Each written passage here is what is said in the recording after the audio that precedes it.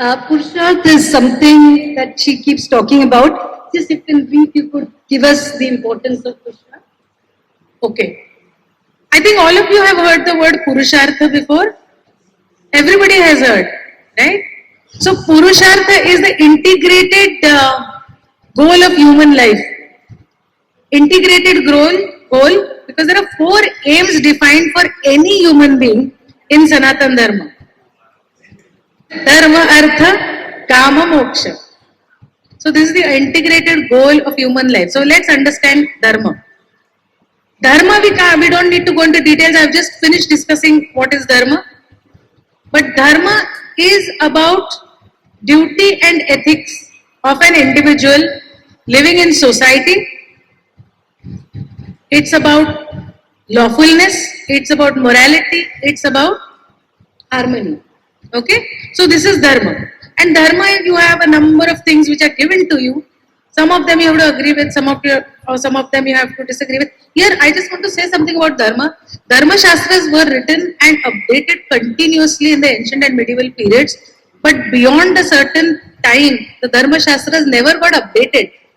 So we have Dharma Shastras which are from the 12th and 13th century. Okay. They have never been updated, and that is why we find that there are lots of things which need change. And in the past, things were changed continuously to adapt to every few hundred years. Dharma Shastras were updated. There were at least 26 or 27 Dharma Shastras. But for many other 8 to 900 years, our Dharma Shastras are where they are.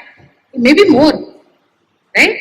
So, this is what I am saying about Dharma Shastra. So, when we talk about our Dharma mein ye hai, Dharma mein wo hai, point is, Dharma is about living in society morally, and rules need to keep changing. Rules need to be updated according to the modern scenario. Okay, so this is Dharma. Artha. Artha is considered one of the most important things in Sanatan Dharma, that is to earn a living, subsistence, and to aim for prosperity. And for 2 reasons. Number 1 is that you can then take good care of your dependents. It is your duty to take care of your dependents and give them the best you can. And number 2, prosperity in society brings harmony to society. If there is no prosperity in society, Dharma will go lame. Unless there is prosperity in society, Dharma cannot be followed. So, earning money, living wages, all these things are considered very important in Sanatan Dharma. And it's every householder's, every responsible person's job to do a good job with, I just said job with job, but anyway. So, yeah, so it is a responsibility to do a good job with his family and with society. Okay? Now we come to Kama. Kama is all the psychological cravings of the mind, all the fulfillment you get from the finer things in life, that is Kama. Kama is not only about sex. Kama is all the subtle needs that a person has, which are beyond the gross needs like food, clothing and shelter. Okay? Now, everything is Brahman. Your vital urges are also Brahman. They have been given to you to propagate, evolve, and so you have to reproduce. Right? So that urge has been put into you to be able to reproduce. It is Brahman itself, isn't it? Dharma, Artha, Kama, Moksha, all are Brahman. You agree with that? So that is recognized in Sanatan Dharma.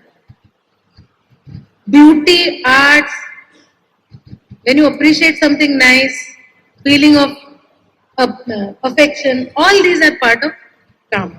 And all these are essential for feeling fulfilled as a human being. So that is Kama. And Moksha we've already discussed. So Dharma, Artha, Kama, Moksha are the 4 aims of human life. Now, what is the wisdom of life? The wisdom of life is very important to understand. Every soul's ultimate aim, according to Sanatana Dharma, is moksha. But one evolves towards moksha. One cannot give up everything and say, one day I will become a sannyasi, throw away all my responsibilities, you will never get moksha. Moksha has to be achieved with evolution. And you will attain a birth in which you will naturally not choose those responsibilities. And you will be involved in certain pursuits which will take you closer to moksha, but not necessarily again take many more births, right? So moksha is the ultimate aim that should never be forgotten. The role of dharma is to reign in artha and kama. Dharma aids in the soul's evolutionary ascent upwards. Excessive artha and kama can pull the soul's evolutionary ascent downwards. You will go to descent. Your evolution will go downwards, isn't it? You cannot pull the soul. The soul has to keep evolving upwards. So dharma is required to put a sort of a rein onto artha and kama. But artha and kama are necessary. Without experiencing artha and kama in Sanatana Dharma, you cannot look forward to going to the higher aim. And that is why we have these ashrama systems and all, where in this system, you are taught Purushartha in the ashrama system. When you are in the Brahmacharya ashram, there are 4 ashrams. I am not getting into details of that. In the student stage, in the ancient times, when at 8 years of age, children went to gurukuls, and in the ancient ages, girls, boys of any caste, any class could go to the gurukul. Okay, it's only in the medieval periods that only boys of certain communities were allowed. Again, there are drawbacks too, because dharma finally is made by human beings. No, dharma, we are understanding ourselves and making rules for ourselves, right?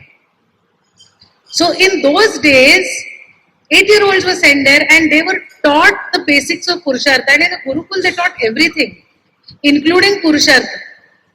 Dharma, Artha, Kama, Moksha was taught along with vocational skills, skills of martial skills, everything.